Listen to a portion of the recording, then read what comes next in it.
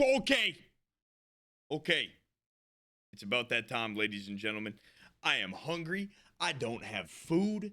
I'm an angry dude. That kind of rhymed, kind of bars. Can't even lie.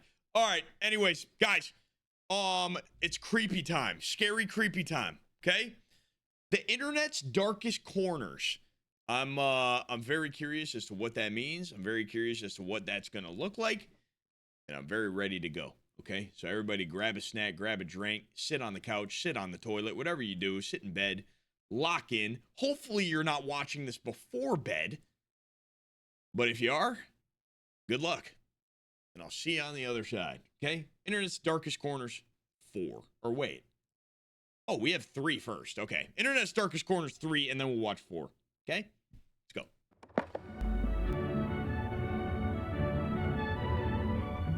Here we go. It is the early morning, and the working day of the steam locomotive and its crew is just beginning. Fuck. Wait, whoa! What did I say? Disclaimer. The following video contains scenes that may be disturbing. A. Trigger warning, if you're easily disturbed, probably don't watch this, but fuck it, let's go. Yes, it's Nick Crowley. All right, so lock in. You know it's gonna be good. It was the 31st of August, 2023. A typical day for 34-year-old Michael Zanera, as he had yet again spent his afternoon working hard on the railway. Michael was a welder who had been putting in long hours repairing train tracks in northern Italy, a job he seemed to thoroughly enjoy, as he'd often post various images. What the fuck, bro? Yo, you ever see, this is like some pic I would see if I was ordering DoorDash right now. Like Uber Eats, this guy's ripping around at 3 a.m. grabbing my fucking patty melt, okay? It's shit like this, bro, you see. Images and videos onto his TikTok page, showcasing this unique work that he was doing.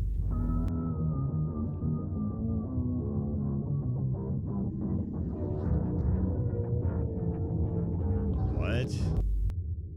By this point, this was the type of content that you typically expect from Michael, with some other images and various memes sprinkled in here and there, cultivating into a rather inconspicuous page that, for the most part, flew completely under the radar. I mean, he's got, low-key, he's got 9K followers, respect.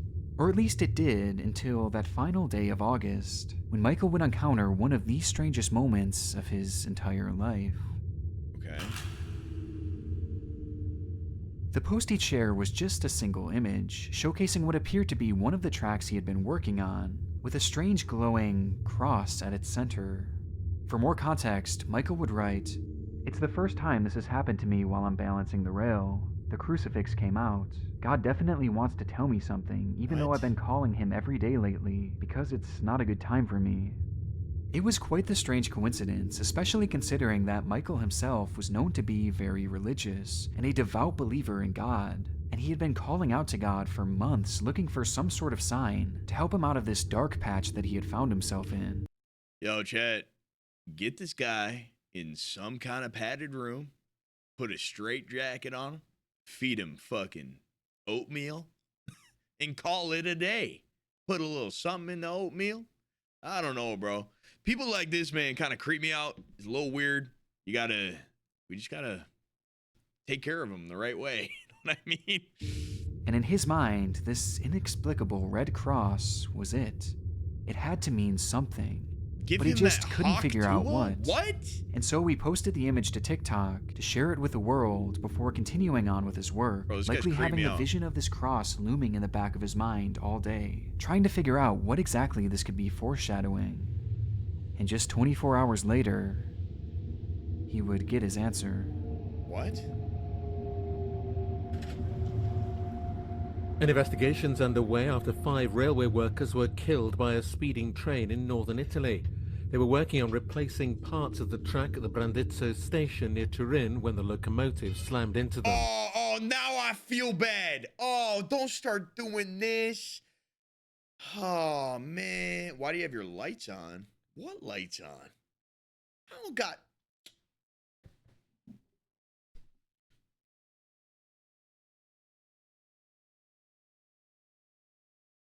You fucking happy now, JC? I'm canceled, chat. On the 1st of September 2023, just one day following Michael's post, he and 6 others had been continuing their maintenance on the tracks when, out of nowhere, a train would come hurtling Dude, towards them what? at a speed far too great to properly react to, as according to reports, the men had been working late at night welding train tracks. As they were busy going about their job, an oncoming train headed straight towards them at 100 miles per I need hour, RIP. killing most of the RIP in the team of chat. workers and throwing their bodies hundreds of meters in the air. Hundreds Within of that group, meters? 5 of the 7 men would tragically perish, with the No. victims being named as Kevin Lagana, Giuseppe Sorvillo, Giuseppe Lombardo, Giuseppe Aversa, and Man, why they all named Giuseppe, bro? Michael Zanera, No. who was pronounced dead at the scene, passing away on the very tracks that just one day prior had yielded what he and many others believed to be a sign from God. Wow, that's actually The cause of this tragedy is still currently under kinda creepy. investigation, with early reports hinting at it being nothing more than a tragic accident. And whether this glowing red cross was some sort of divine intervention, or just simply an eerie coincidence, Wait, why is it Michael's final glowing? post remains haunting nonetheless. It has now found a permanent home in the internet's darkest corners. They know that the only right track is away from A the W track intro. altogether. One of the most startling facts about witches is that there are more of them today than ever before.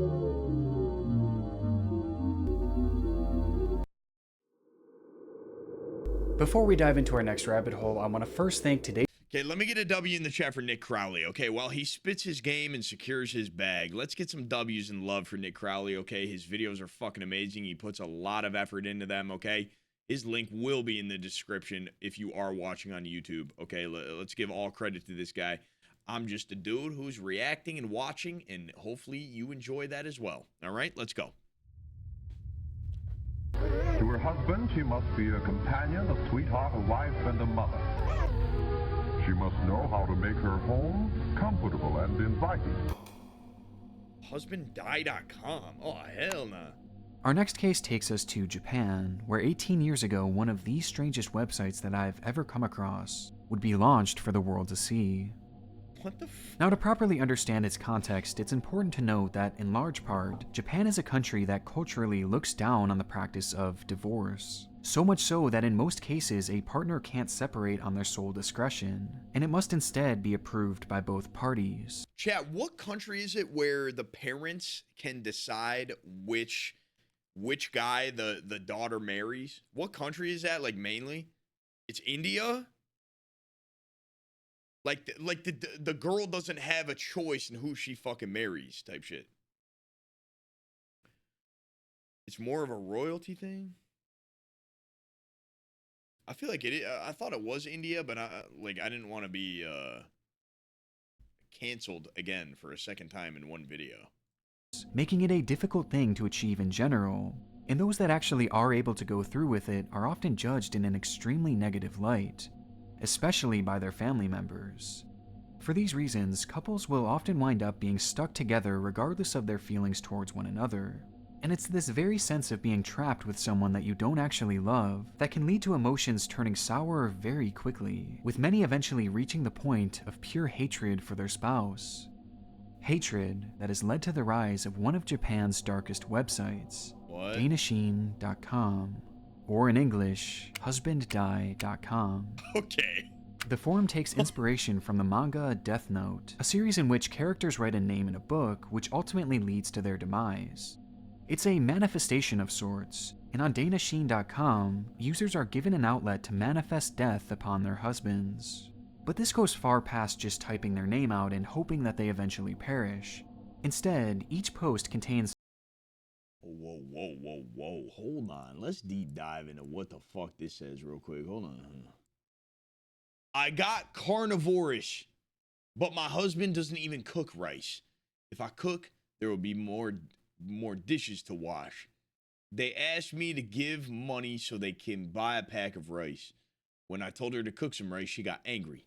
I also work hard every day. Yeah, I give up. Hold on. some sort of description as to why their husband is so hated and how they wish that they would just die already. What do I have to do to get you to die? Hurry up already. What I pray the for it every single day. You're the most selfish person I've ever met. Even the kids hate you, so there is no need for you here. My life started its downfall because I met you. You should have never become a husband or a father. I'm the one who is the biggest fool in all of this for not being able to see that until it was too late. Just disappear from this universe. Just disappear. I keep telling myself that I will be patient until my child becomes of high school age, but every day is nothing but pain. Don't you understand that when you say you won't show your smartphone, you're admitting it? Reserve insurance, full expectation, die before that, and make amends. Posts like these are littered across the site, with thousands of women venting their allegations of infidelity, neglect, and even abuse at the hands of their own husbands. Allegations. I get the abuse thing. If there's like a deeper thing like behind that, I get it. That society would likely frown upon if they were said out loud, and allegations that would likely lead to divorce, which would be considered far too taboo. And so, with nowhere to go to with these issues, this site has become a space for women to share their dark feelings with others going through these similar issues. Though this goes far past just venting, as users will go as far as to outwardly celebrate the deaths of their husband when it finally does happen. My husband died. Finally, he died. Thank you for granting the god of death my wish. I will spend a lot of time laughing from now on. To which a user responds, congratulations, I envy you. I want to sleep too. I hope that your future will be wonderful. God of death, I also want to be freed from my damn husband. Please take ours with you as well. This concept of the god of death is one that is mentioned countless times across this forum, making it apparent that users genuinely believe that their posts are manifestations, and essentially prayers to this god of death, in the hopes that they will then kill off their troubled husbands. And the Donna Sheen site— I want my husband to die right now. She thinks about it every day? Bro, how is this an actual thing? leans into this too, taking credit for the numerous deaths with a monthly counter that's proudly displayed on the site's homepage. It's this very god of death that so many place their trust into in order to end the lives of their spouse, praying for things like car accidents, heart attacks, and a variety of other terrible health conditions. But while many eagerly wait for their manifestations to come to light, others aren't so patient. No. I want to somehow find a way to kill my husband without getting caught. I'll pretend to be sad when he dies, so please, really die? I hate him from the bottom of my heart, and if I make him shut up, I would win. I hate myself for why I married such a— Bro, why do these people talk weird too? Like, why are they speaking like Dr. Seuss and riddles and shit?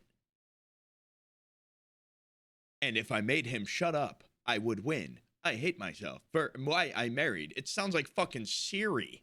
person. Maybe the translation? Yeah, but what does that mean? That means that's like what they're saying though, right? It's the translation. But does that not mean that they're talking like that? Is that how they talk? This post in particular has become one of the more notorious entries on the site, given its users' outward admission of their murderous desire.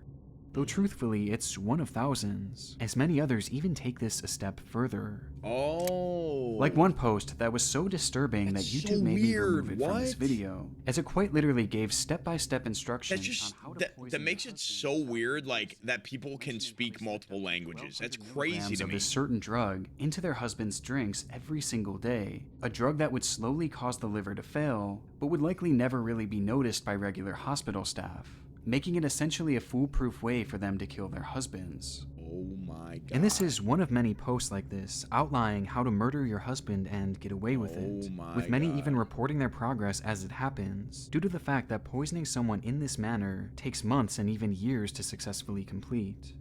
Oh my god. Everything about DonnaSheen.com is terrible, as the posts themselves are twisted enough, but you also have to factor how bad these women's lives are at home, many of whom are quite clearly stuck in abusive relationships. And beneath all the darkness of this site is another layer that's honestly just very sad, as there are many users who call to the god of death to take themselves, accepting that there is no escaping their situations and not wanting to deal with it anymore, manifesting accidents and health issues onto themselves as to not shame their family by intentionally ending their own lives. Dude. Despite the depressing and concerning nature of this entire website, Donasheen.com still remains relatively active all these years later. Wait, it is? It stands as one of the darkest rabbit holes that I've gone down all year. Wait. I kind of want to go look at it. Am I going to get, like, haunted or something? I kind of want to look at the site, bro. Wait, what's it called? Husbanddie.com? All right, hold on. Do I need to put on a VPN? Husbanddie.com.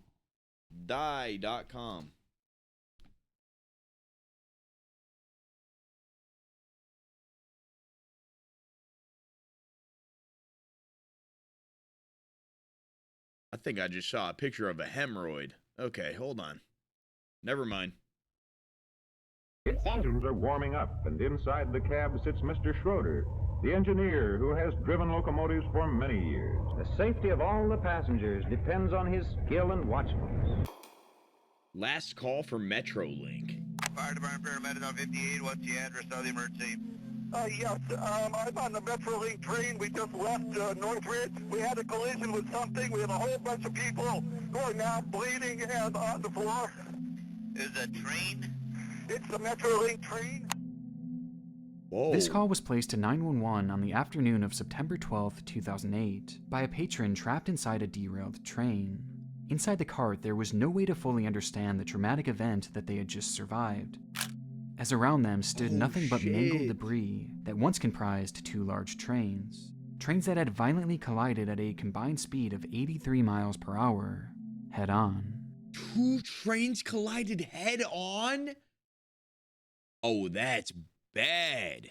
It was gruesome, as trapped within that twisted metal were hundreds of passengers who had taken the commuter train in California's San Fernando Valley. And as the smoke would eventually clear on the tragedy, the question was quickly posed: how could this have happened? Yeah, dude, a question honestly. that wouldn't take long to answer. Okay, what happened? According to the NTSB, the Metrolink passenger train, responsible for carrying over 200 commuters, had been given a red signal alerting them to merge into an oncoming track in order to avoid an oncoming Union Pacific freight train, Wait, what? which at the time only had crew members aboard.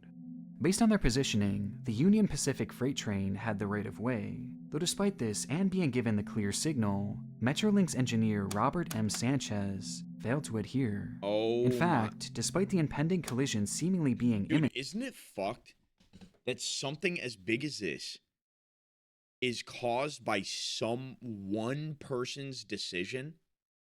Like, one person's choice just caused everything, bro. Oh my god, that's fucked up. That's the fucked brakes up. were never so much as tapped. A startling phenomenon that is only really understood when sifting through the man's phone records. Damn, man. Meanwhile, authorities are now confirming the engineer had been text messaging the day of the accident. In the minutes leading to the collision, Robert Sanchez had sent out numerous texts, including some to friends of his who were fellow train enthusiasts. No. And these messages seemingly distracted him to the point of not just missing the signal, but failing to notice the massive hurtling train coming directly towards him. Oh my god. In the end, Robert would be killed instantly in the wreck along with 24 others. All the while, 135 people were left with serious injuries. God damn. But despite how notorious how many people died? Him and then what? 135 people were. In the end, Robert would be killed instantly in the wreck along with 24 others. Oh my god. I need RIP. Oh my god. All the while, 135 people were left with serious injuries. But despite how notorious this collision has since become, thanks in large part due to Robert's behavior leading to it, it has since gained additional notoriety on the internet thanks to a key detail centered around another cell phone. Following news of the collision being broadcast all across the area, Andrea Katz, the fiancée of 49-year-old Charles Peck, immediately began to panic, as she knew Charles was on board the train at the time of this collision. Her nerves were initially quelled, however, as she would realize that on her phone were multiple missed calls from Charles. Realizing this, she quickly called him back, though there was no answer, which was made a bit more unusual as, only minutes later, Charles would call her back once more. Upon answering the phone, nothing could be heard but the low sound of static, before they would be disconnected. What? This very same thing would happen once more, and then again and again, all the while occurring at various intervals, as Charles seemed to be desperately calling, yet saying nothing. And when Andrea would try and call back herself, she would be sent straight to voicemail. And things became even more alarming from here as numerous other family members began to receive these very same mysterious calls, to which not a word was ever spoken. This led to the whole family believing that Charles must be trapped somewhere in the wreckage, and was likely unable to speak due to his injuries, but was somehow managing to send these calls as a way of letting them know that he was in fact alive and just needed saving.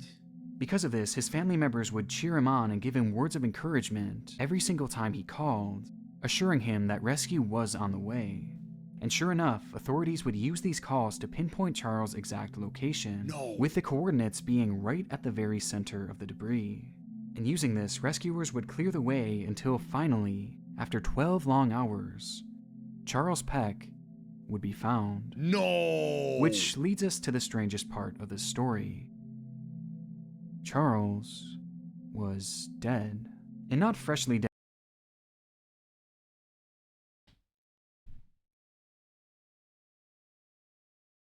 either, as it was quite obvious that he had died directly on impact, meaning that there was no physical way that he could have possibly made these calls, as he quite literally was not alive for any of them. What? And yet, that day, his son, his brother, his stepmother, his sister, and his fiancée all received numerous calls from him, 35 in total, and all spread out over the course of numerous hours. To this day, this bizarre phenomenon has never fully been explained. With some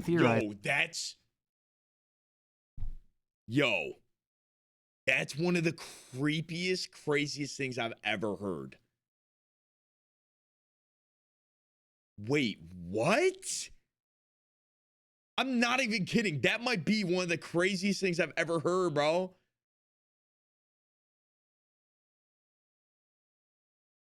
Chat, what could that be? Other than some paranormal ghost thing. Like, genuinely.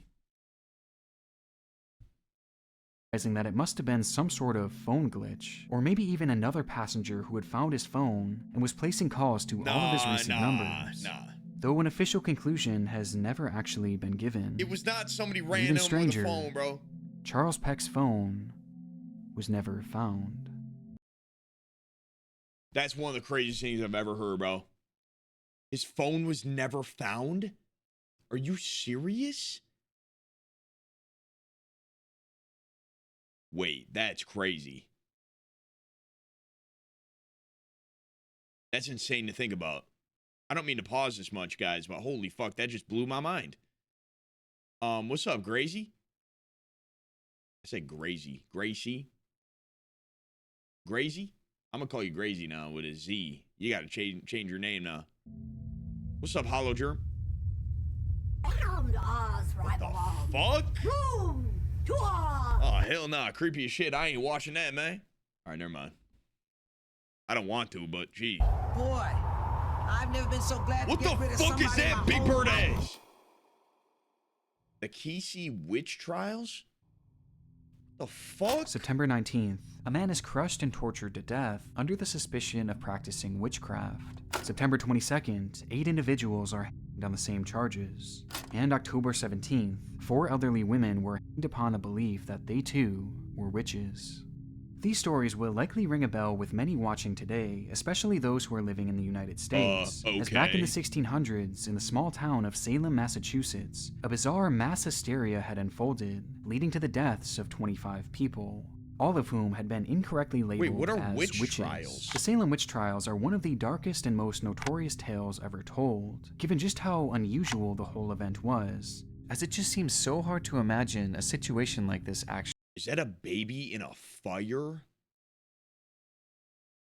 Rituals type shit? I have no idea what witch trials are, chat. I'm dead serious. Like, I don't know. What does that mean? Actually occurring. And most would understandably believe that something. Wait, is that weird that I don't know what that is? Man, come on, bro. Oh, by the way, watch party. tomorrow, okay? For the 100T versus Toronto game. Okay. What am I doing? Witch trials.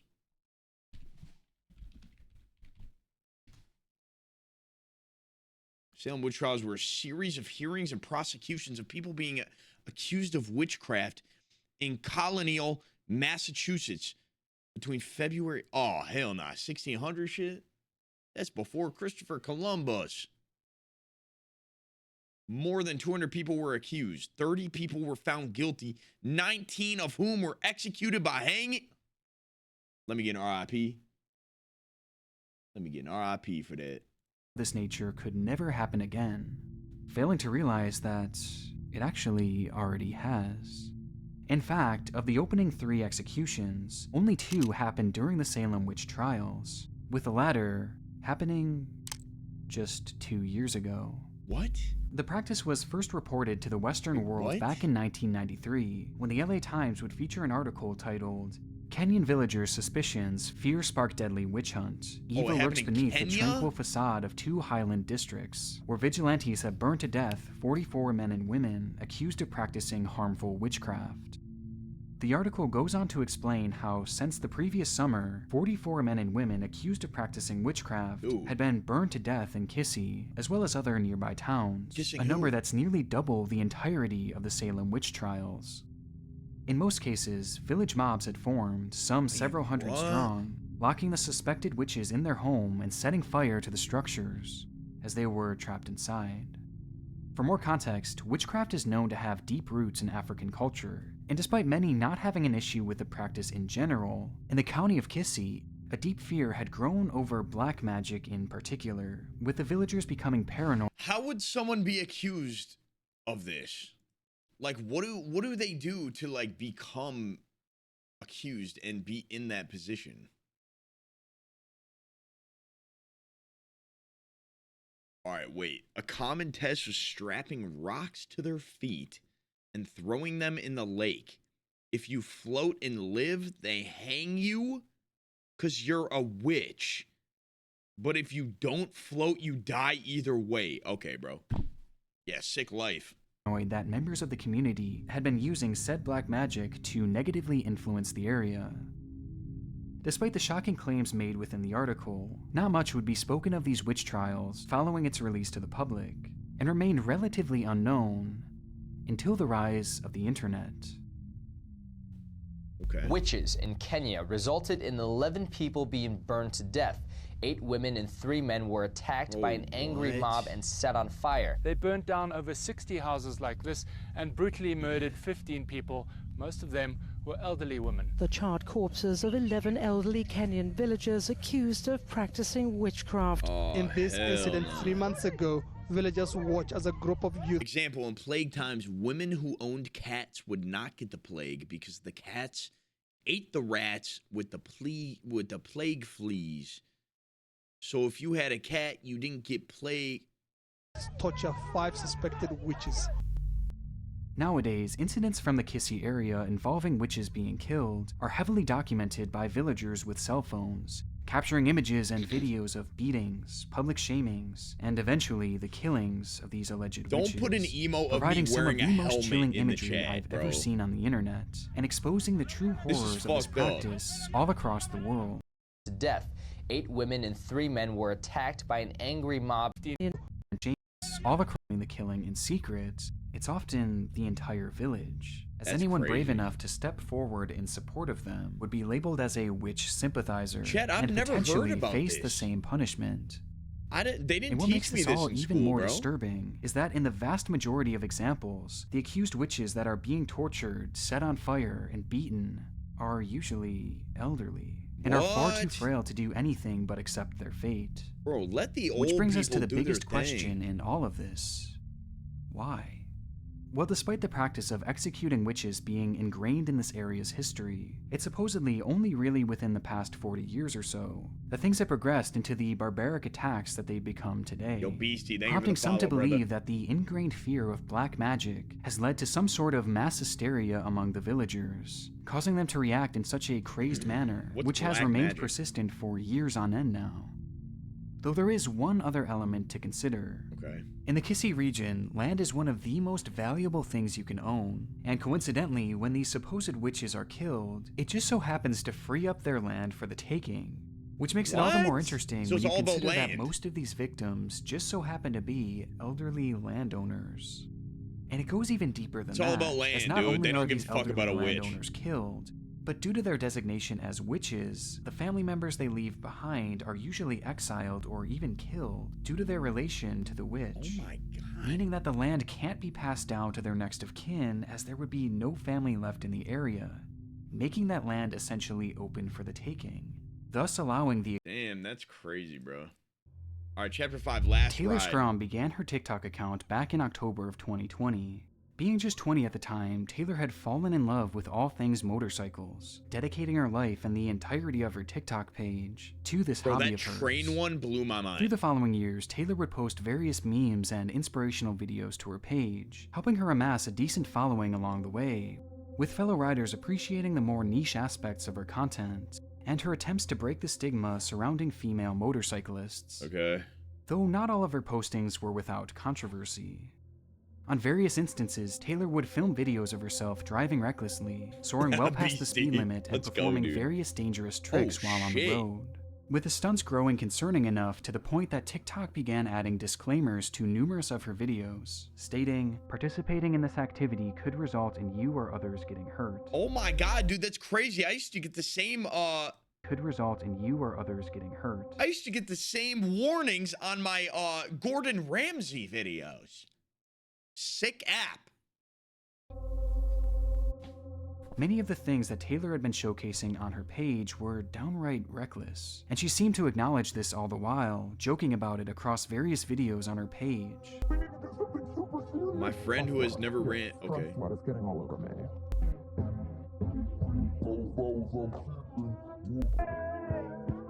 Why is she showing her ass in every picture, bro? Leading Every some to video. believe that Taylor had a death wish, or she seemingly just couldn't believe that a rider of her caliber could ever get into an accident, hinting at this on numerous occasions and showing no signs of changing her behavior. No, this is gonna be fucked and up. she continued doing so all the way up until the 23rd of May, when her most notorious video yet would be released. Oh no, bro. You're going to get yourself killed on that?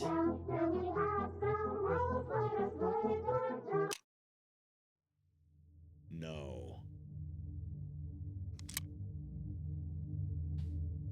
Flagler County fatal crash, 195 northbound at MM296, multiple motorcycles traveling together. Approximately 3 motorcyclists went down, 2 motorcyclists pronounced deceased on scene. Roadway is currently blocked at this time. Please seek alternative route.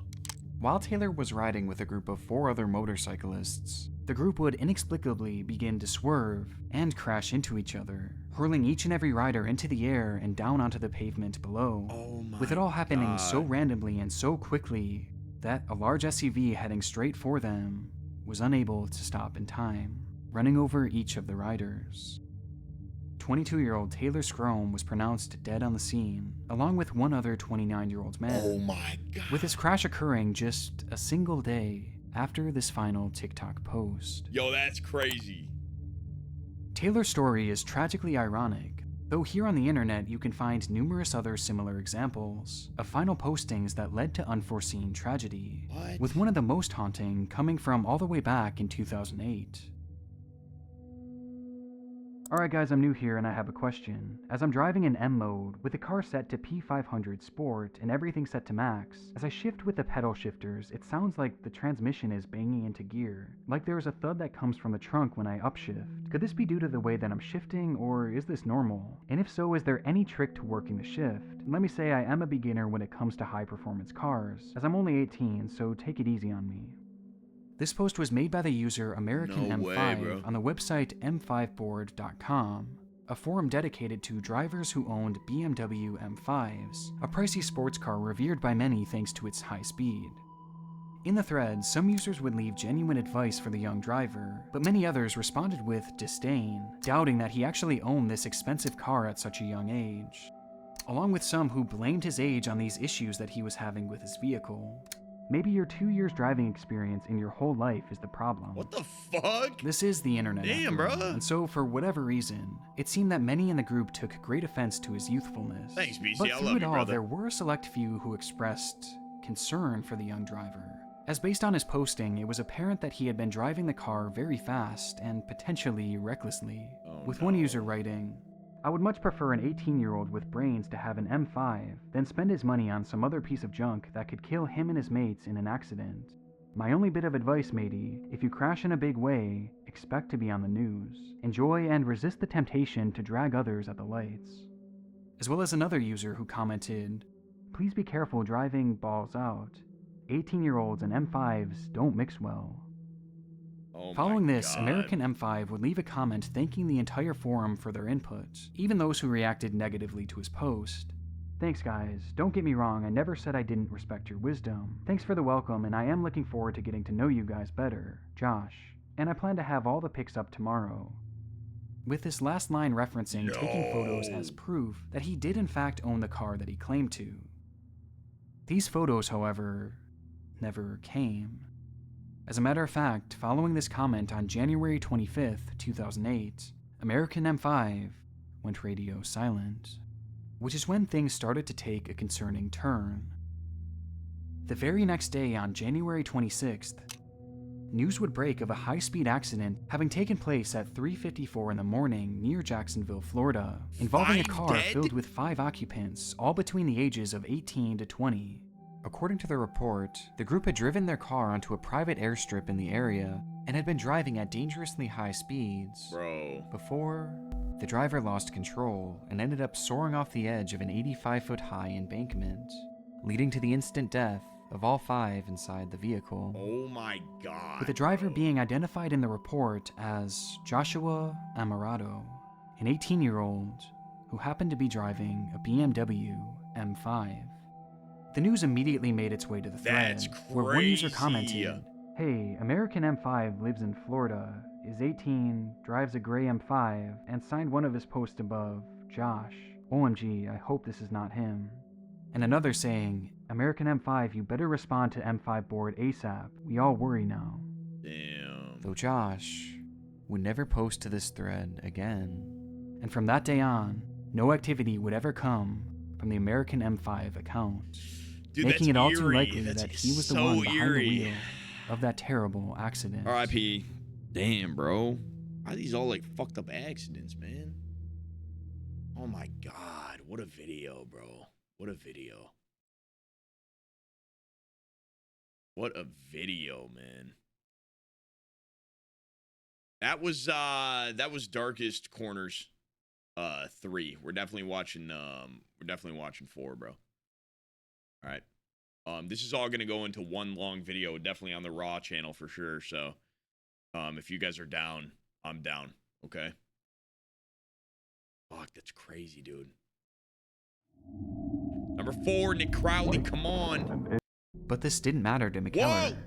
Whoa, bro. Whoa. You skipping that shit? Oh. All right, hold on. Flashing lights. And engine instruments are dependable reference, which first officer and captain peer out into the distance to find the smooth, clear way ahead. August 31st, 1988. Oh, dude. An airplane. Okay. Bro, I'm like fucked up. I love fucked up flight stories, bro. And it makes me scared to fly, kind of.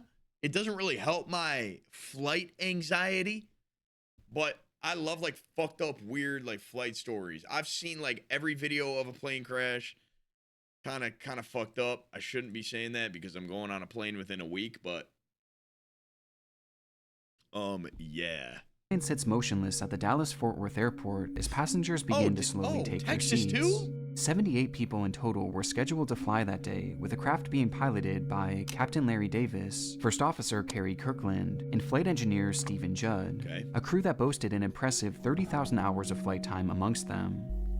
It was a notably windy day for the flight bound for Salt Lake City, Utah, so much so that by the time they had pulled away from the gate and reached the runway, a call was sent down to the cockpit directing them to hold their position for an additional minute, as the gusts now swelled more and more ferociously. The hold again left the craft stationary, allowing for a few moments in which the crew members spoke amongst themselves. We forgot something on our first leg today. We forgot to discuss about the dating habits of our flight attendants so we could get it on the recorder, you know, in case we crashed, then the media would have some kind of a juicy tidbit. The voice you're hearing is that of First Officer Carrie Kirkland, who mentions a point that, in passing, seems completely... Why would you even say the word crash in a cockpit? I feel like if a pilot, that should be banned. That should be a banned word in a fucking cockpit, bro. You should never even say that or think it. Out of the blue, that they should talk about the dating habits of their flight attendants, as it would give the media something to talk about in the event that they crashed. As bizarre as this line sounds, Carrie was actually referencing a separate incident that had happened not even a year before, with that being the crash of Flight 1713. A few seconds of indescribable terror on runway 35 left. Too many people die in an instant. We ask again, why them and not us? Bro.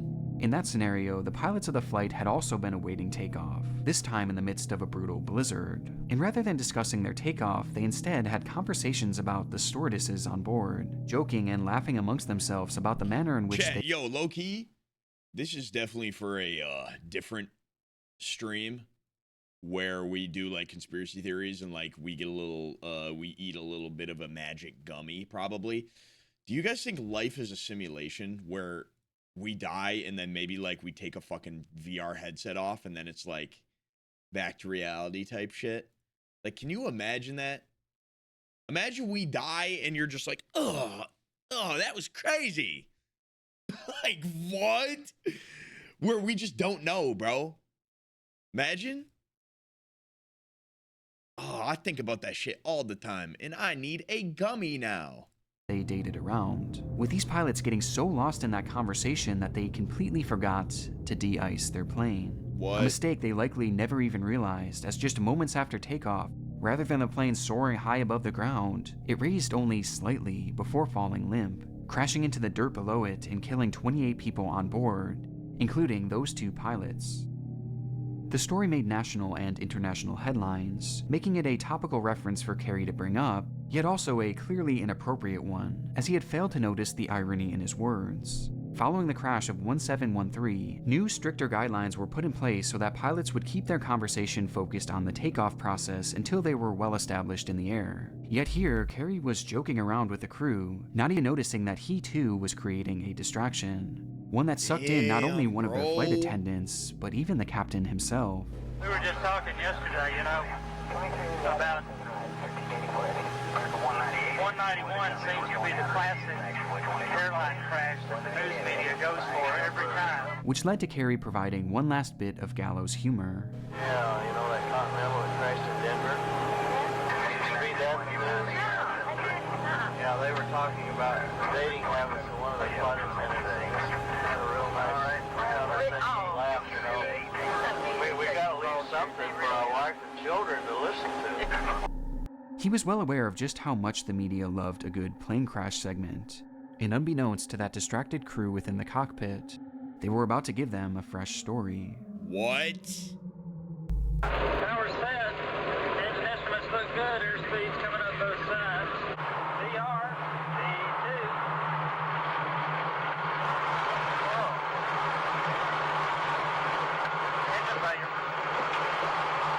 We got an engine failure. Make it. 141. Oh, power!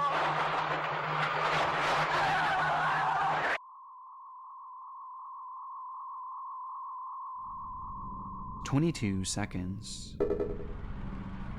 That's all the airtime the craft could muster, as immediately upon the wheels lifting off the ground, the craft began to roll right, with the wing striking the runway and catching on fire as it clipped a nearby antenna that was anchored to the ground. The plane was immediately uncontrollable and completely unable to gain any— Oh my god, bro. When I get on a plane within a week, bro. Fuck. Don't do this to me. Come on. God, man.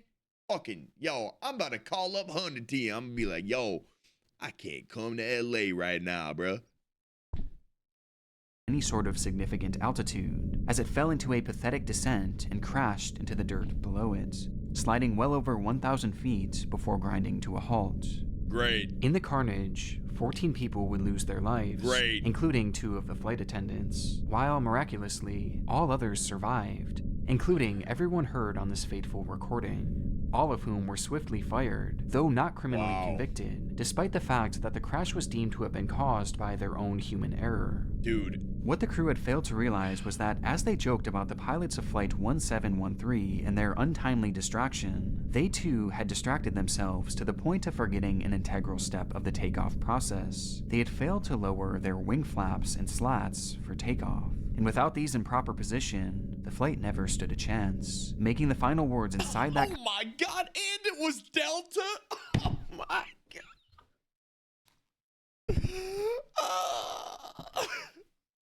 Fuck.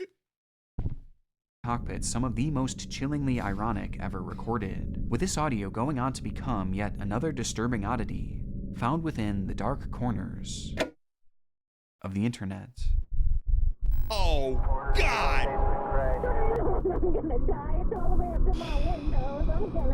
I can tell this one's gonna be good too, bro. Yo, Jason, thank you for the follow. Where you from, brother?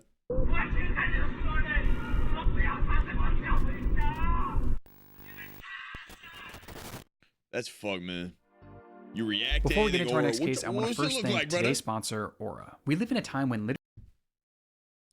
All right, you know what? W plug, get your bag. I'm gonna go pee and I'll be right back. alerts from credit bureaus. Well, Aura does all this for me. And the best part is I don't have to download several different apps just because one company couldn't keep my data safe. So if my information had been compromised in that leak, I wouldn't even have to worry because Aura is always on and they're always doing the hard work to keep me safe online. I value my privacy and I value yours as well. So go on over to aura.com/Nick Crowley to try it out on a free 2-week trial. And that link is going to be right down below in the description as well.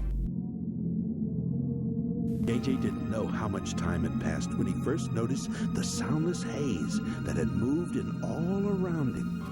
JJ could no longer see the stars or the moon.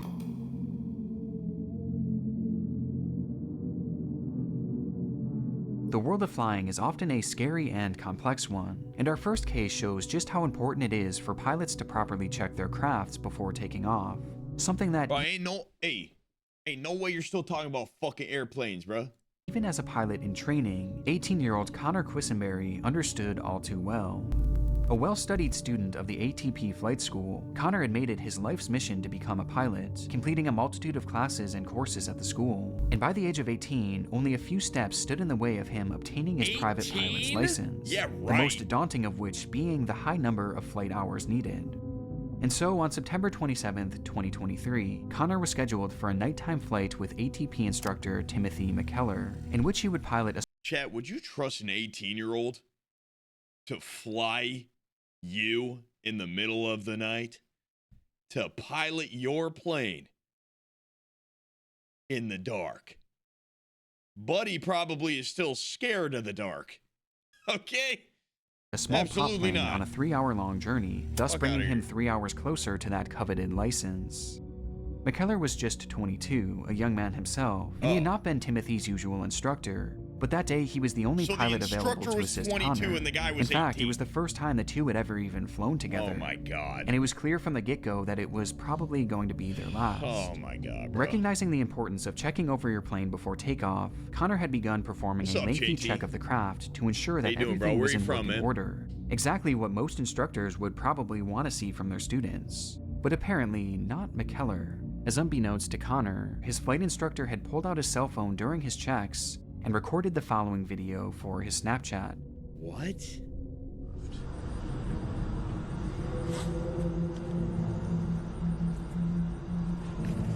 Okay, dude. The post was scathing, and despite the student pilot not doing anything out of the ordinary, McKellar seemed displeased at the speed at which Connor was operating, telling his friends on Snapchat how glad he was that Connor wasn't his full-time student, and that he'd seen faster movement at the Special Olympics. It was clear that McKellar wanted no part of this flight, and that the two could be in for a long, tense evening, with McKellar's passive-aggressive attitude only continuing on from here.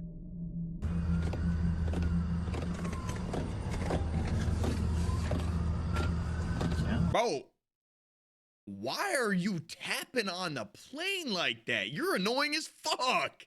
Oh my God. Imagine trying to focus and this is all you hear. Annoying ass. Man, you're the reason this plane going down.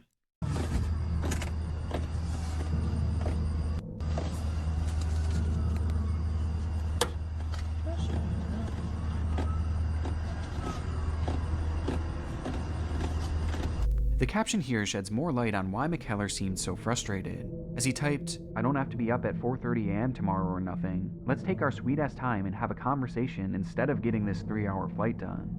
But that frustration obviously can't excuse his comments or his demeanor, as in this scenario, he was the teacher, there to support and mentor Connor. Yet instead, he was lambasting him behind his back on social media, and making it apparent to the young student that he was being a burden, kid, bro. as he tapped his fingers obnoxiously on the plane. You should not be And a these posts teacher. continued from here, as the next Snapchat shows that the two had finally made it inside the craft and had now taken off.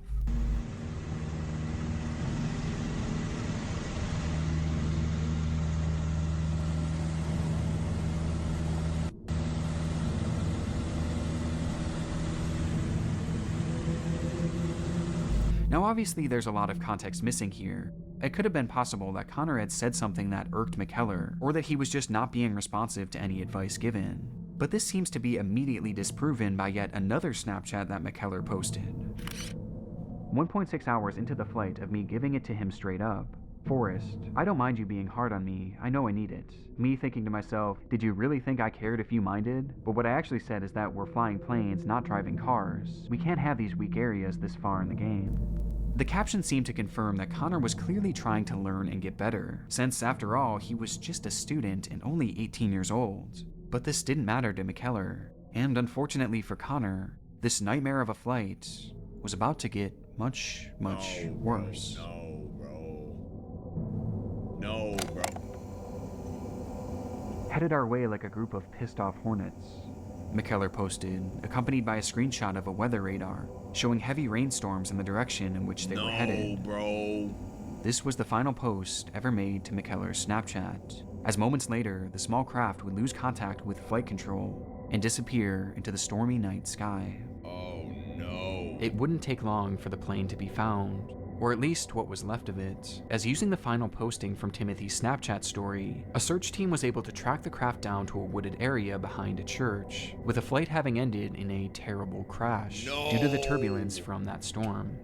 And inside that mangled mess of steel were the bodies of Connor Quisenberry and Timothy McKellar. Man, I thought there was gonna be some like happy ending, bro. I need RIP. That's an 18-year-old and a 22-year-old, bro. So young, man. So young, dude. Neither of whom survived the impact, with Connor's final night on this earth having been spent facing intense ridicule both in real life and on social media, making these Snapchats some of the more depressing content out there on the internet. Wow. The last thing people remember was you being a fucking cock on Snapchat. It's crazy. English with teacher Luke? What the fuck was... Do not add ed at the end of irregular verbs when making them in the past tense. That's only for regular verbs. This is Luke Rockwell, or as some of you may know him as Teacher Luke. Raised in Melbourne, Florida, the now 29-year-old was introduced to a wide online audience around the time that TikTok began exploding in popularity in the United States. The premise of his account seemed simple enough from afar. Luke was an excellent speaker and used his understanding of the English language to create short-form videos centered around proper pronunciation and phrasing. Do not say, explain me or explain you. Instead, you should add the word to. For example, I'm going to explain to you. Teacher Luke's account had immediately become an asset for foreign speakers to better understand the language, though this wasn't all the account consisted of. as he'd also post a variety of other mildly interesting travel-related videos. Top countries that are the most dangerous to travel to in the year 2022. And at some, he even took a go at making some more comedic-based content. I didn't realize until I came to Thailand that I hate Thais. I'm just gonna say it. The weather is just too hot, man, to wear them around your neck. But none of these were the reason.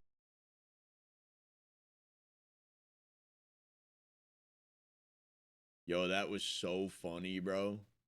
That was so clever, bro.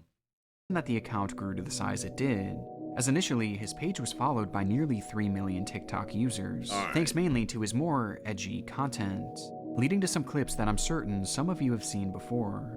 How do you say this word? Today I'm going to teach you 3 different ways to say this word. Some have a hard R and some do not. Negro is the common word used to call black people in Thailand. When I first moved here, I was shocked to hear it because in Western culture, it's a pretty offensive word. It's hard to label this content that thrust Luke's page into the spotlight, but I guess it could be described as baiting his audience into thinking he's saying something problematic, but instead making it a loosely educational moment, thus vindicating himself from anything he said. You know what's crazy too? Like, these videos are the ones that probably got the most fucking views, bro. Isn't that crazy how the internet works too? Like I mentioned before, these videos were definitely edgy. You've got a nice what the fuck is wrong with this guy? So much so that in 2020, his page was actually terminated by TikTok, thus leaving him all the way back at square one. You feel my pain, Undeterred, buddy. though, he kept on creating, launching a new account under the username English with Teacher Luke. And within only 1 year, it had already gained over 1 million followers back. Okay. 1 million followers on this account. Thank you guys so much. It's so crazy that 1 year ago on my old account, I hit 1 million on the same day. His content was seemingly inevitable, with each video being primed for virality. But what many might not have known was that his passion for the English language, as unserious as it may seem from these videos, reached far deeper than just the online world. In 2019, Luke packed his bags and moved all the way across the world to Thailand, where he would use his love of the language to get a job as an English teacher, working with students from K-12 while simultaneously having a flourishing career on TikTok. All factions of his life were thriving, and for a moment, it seemed everything in his world was going right. How could he ever fail? Yeah, how could he ever fail? A US teacher and TikTok star accused in Thailand of having sex with a teenager. Luke Rockwell was released on bail after he was charged in Bangkok with luring a minor for indecent purpose. With one article, one headline, the facade of English teacher Luke had crumbled. But how did it all go so wrong, and what exactly happened that led to his arrest? Well, it started shortly before the news broke, when a 16-year-old living in Bangkok visited her doctor's office, complaining of intense stomach pain and discomfort. After administering a series of tests, doctors would determine that the girl had contracted not just 1, but 2 STDs, with her only partner having been Luke Rockwell. Her mother was furious upon the revelation and immediately took her to the police, where a full investigation was done, revealing some truly damning information. It was discovered that before the pair had met up for the first time, they had been messaging back and forth for roughly 5 months, and during this time, Luke lured her and eventually convinced her to sleep with him.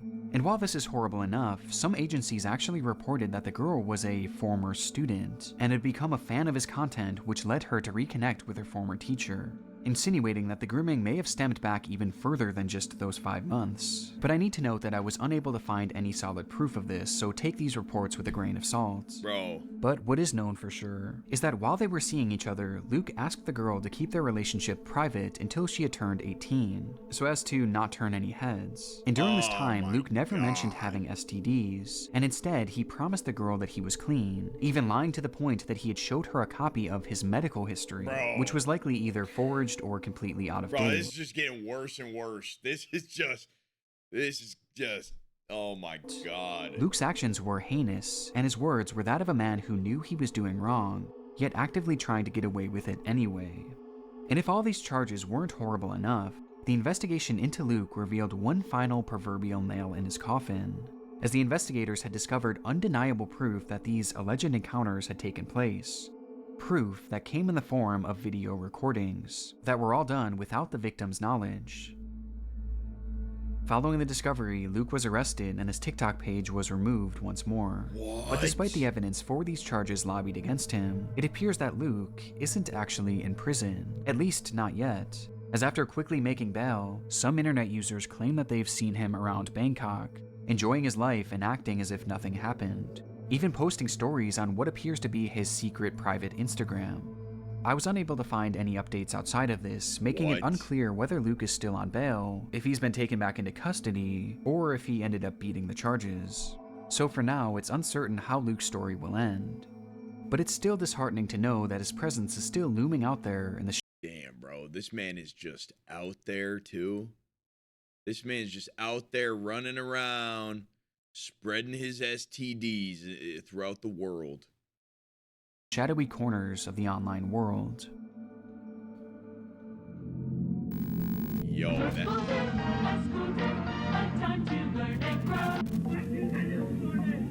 What the fuck? The vanishing of who's, October 25th, Yo, 2022. Clyde, what's up, man? Thanks for the the bell rings follow. throughout the halls of the Jiuan Middle School in the Jiangxi province of China, marking the start of another class period. Jiuan was not your standard middle school. For starters, it was massive, stretching roughly 600 acres around, and it featured dorm rooms where the students would stay full-time, sometimes even being accompanied by their parents. And on top of this, the huge complex was guarded and enclosed by a large wall topped with barbed wire. It was certainly a unique place, to say the least. But as the nearly 3,000 students across the campus piled into their different classrooms, one student failed to take his seat. 15-year-old Hu Xinyu. The teacher waited 5 minutes, then 10 minutes, growing more and more annoyed at the boy's tardiness. However, this annoyance would slowly turn to worry, as by the time the class period had ended, there was still no sign of the boy, prompting an immediate campus-wide search, yet he was nowhere to be found. And most chillingly, there was no record of him leaving out of the school's guarded exit. Confused, staff checked the campus security footage, where they would find Hu walking out of his dormitory, heading in the direction of his class, which was located in a building no more than a few hundred feet away. Yet he never made it there. Instead, the campus cameras revealed a blind spot of only 10 meters between his dorm room and that class building. 10 a blind meters? spot that no student, and likely no faculty, aside from maybe a select few, could have known about.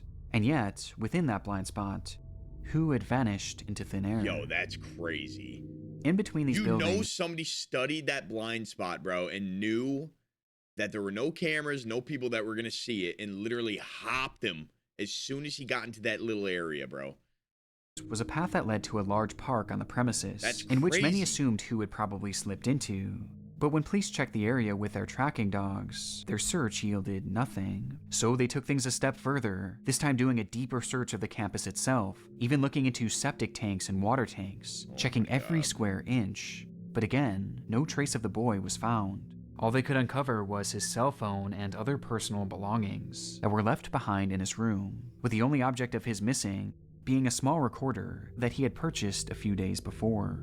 It was believed that at the time of his disappearance, that recorder was literally the only item he had taken with him. Wait, was he recording? Somehow, this young boy had disappeared within the tightly watched walls of his school, with there being no sign of him on campus and no evidence that he had ever left. Despite the fact that China, and this area in particular, is blanketed in cameras, seemingly watching every single inch. 119 but Hu was nowhere.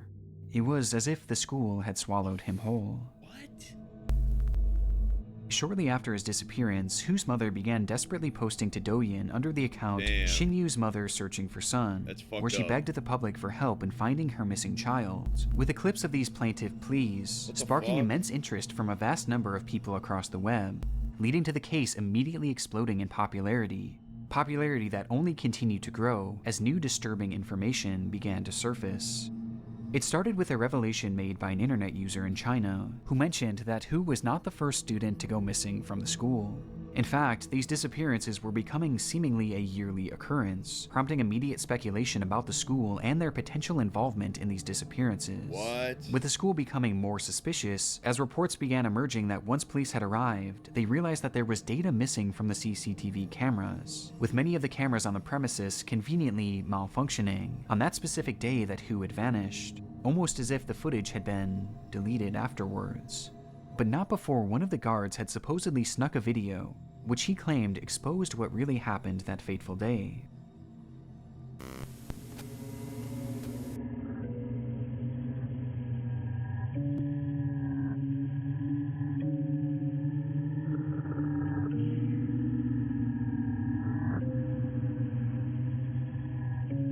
I'm not sure if I'll be able to show it here, but the grainy CCTV footage shows what looks to be a young boy, lying limp before being placed onto a stretcher and carried away, with many online taking the clip and running with it, claiming adamantly that it was Hu and that he had clearly been kidnapped.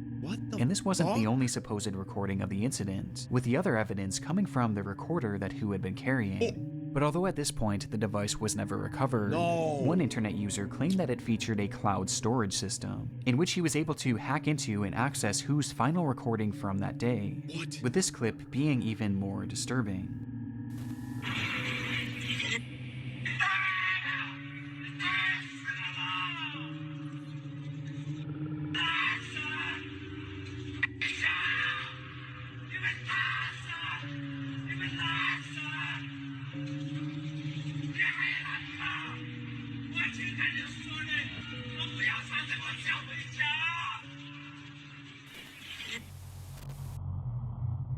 With all these claims and supposed evidence making their way across the internet, everything seemed to point to Hu's disappearance as being one massive conspiracy. Why would he be yelling, "You killed me"?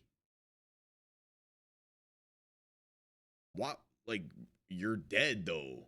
Like, what? That's such a weird recording.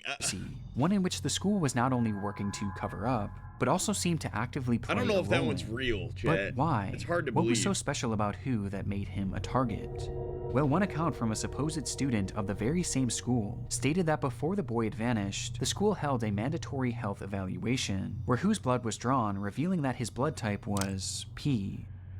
And if that doesn't sound like any sort of blood type you've heard before, it's because it's one of the rarest in the world, as in China, only about 1 dozen out of 1 million people have it.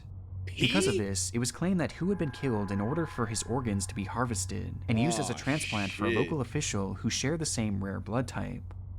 The story was compelling, and with the school's suspicious history of disappearances, people in the area began to protest at its gate, demanding to know what was going on, to which the principal and the staff lashed out in anger, acting crazed as if they had something to hide.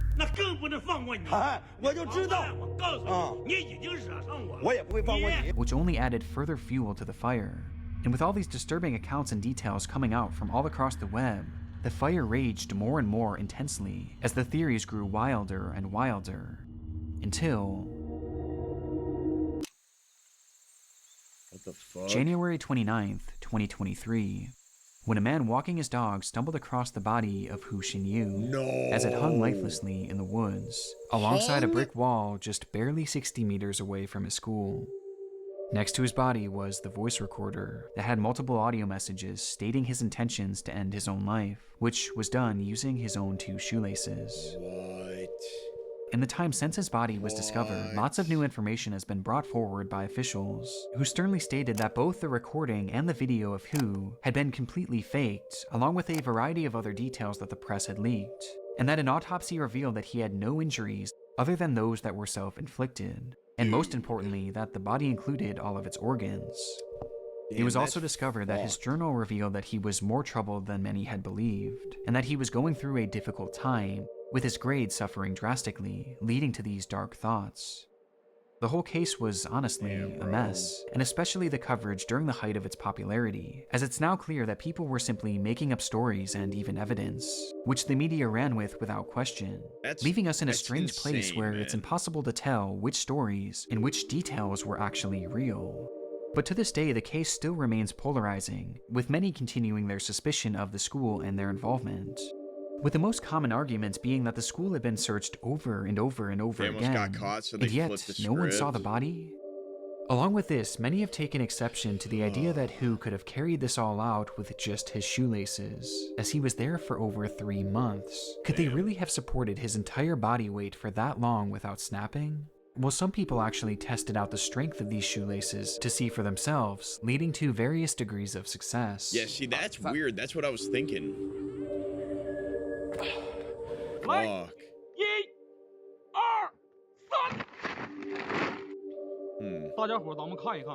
prompting the theory that whose body was somehow planted there afterwards, or that it wasn't even him. So despite this case technically being closed and the investigation now over, it's still very much alive here in the online world, where people continue to question what exactly happened to Hu Xinyu.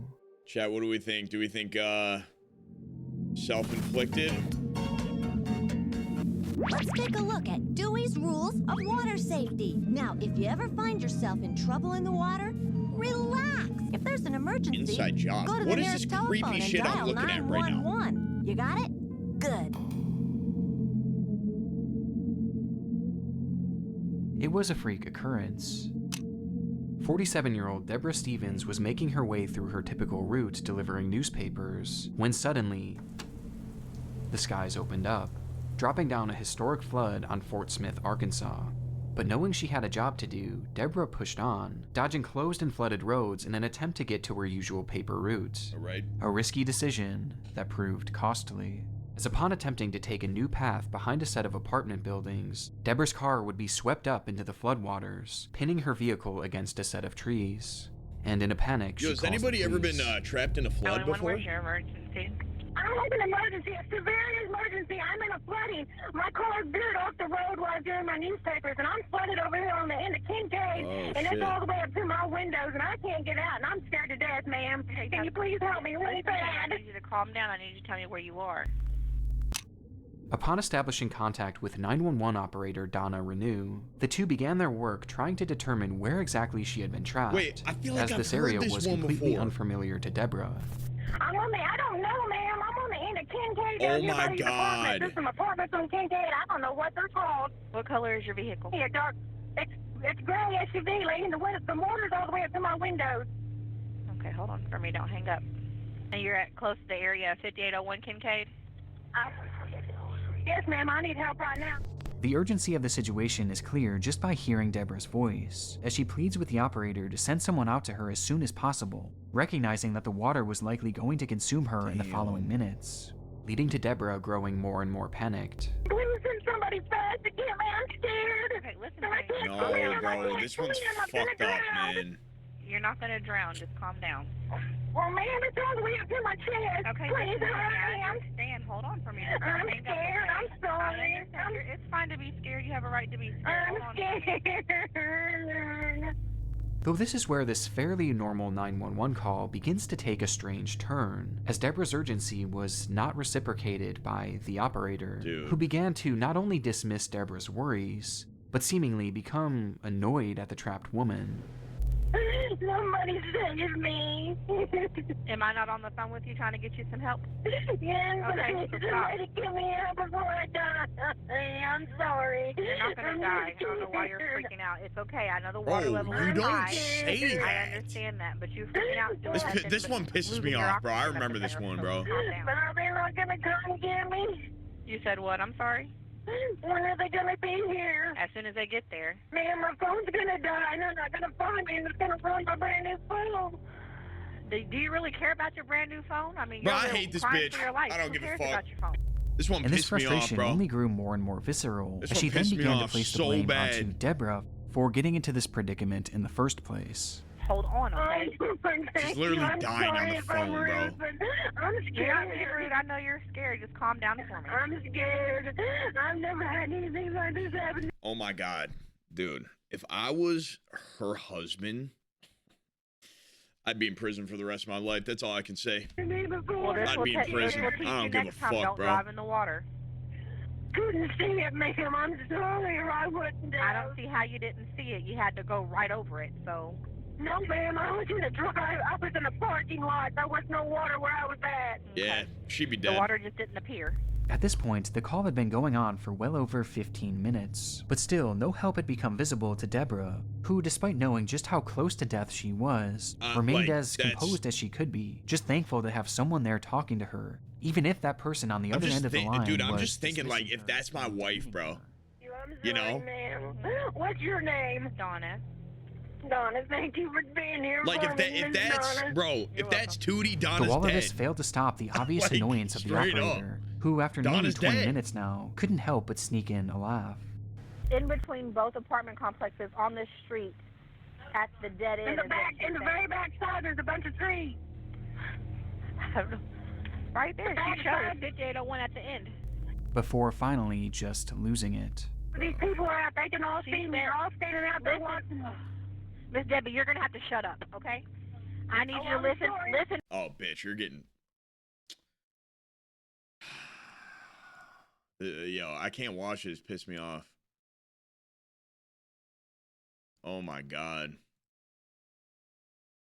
I'm like... dude, I'm feeling rage right now. Listen to me. Yes, ma'am. The whole call had been leading up to this moment, as Donna's frustration had finally boiled over, as she straight up tells the helpless woman to shut up. Though despite this demand, Deborah couldn't keep quiet for long, as the situation that was teetering on the edge of life and death suddenly collapsed. It's helping me ping your location, so don't hang up on me. Okay, where are you moving to? Tell me where it's going.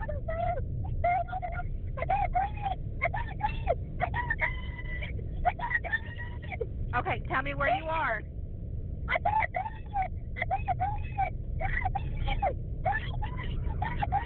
Listen to me, hold on. I'm on the phone with her right now. She is legit freaking out. She said the vehicle is now moving in the water and she doesn't know which way it's going, so stand by. Stop. Bye. Bye. Bye.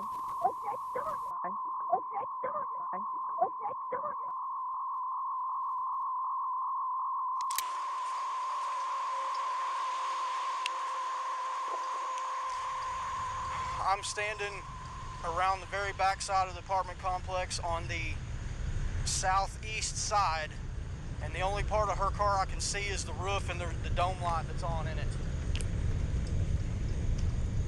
I can't get out there to her, and you're gonna have to wait out here to me to get to me, so. It would take officers approximately 12 hours to find Deborah's car, where inside she was dead. Her final moments of life being captured on a 911 call, where the operator couldn't even pretend to care. And her predicament was made even more heartbreaking in hindsight, as it was revealed that Deborah was handicapped and couldn't even swim. Bro, this one pissed me off, man. Way to ruin my fucking night, huh? God damn, bro. Dude, I'm just...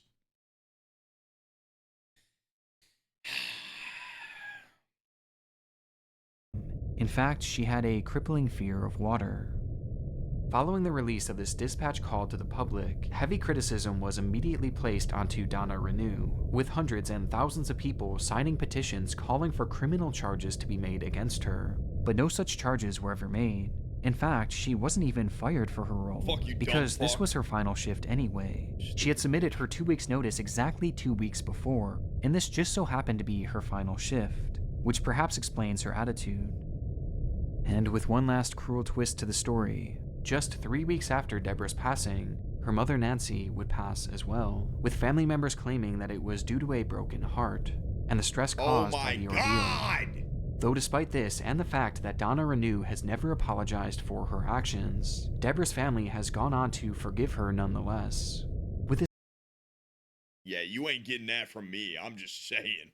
this amazing act of virtue shining a faint light on one of the darkest cases. Oh, I'm going to forgive her for... Shut the fuck up. Oh my God, I'd be 25 to life for that shit. My God. Your boy would be serving, and he would be jacked in the prison yard. Okay? I'm telling you right now, that pissed me off so bad. Yo, Chad, that made me so mad, bro. Yo, I am pissed off. I'm going to bed pissed.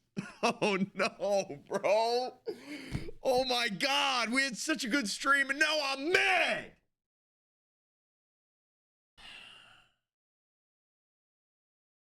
God, bro. I enjoyed those videos, though. Shout out Nick Crowley. Amazing videos. Yo, if you're watching on YouTube, on the Raw channel, wherever this is going, I love you. And thank you for watching. Thank you for hanging out. I'm pissed off, so I gotta end the video. I gotta end the stream. Fuck.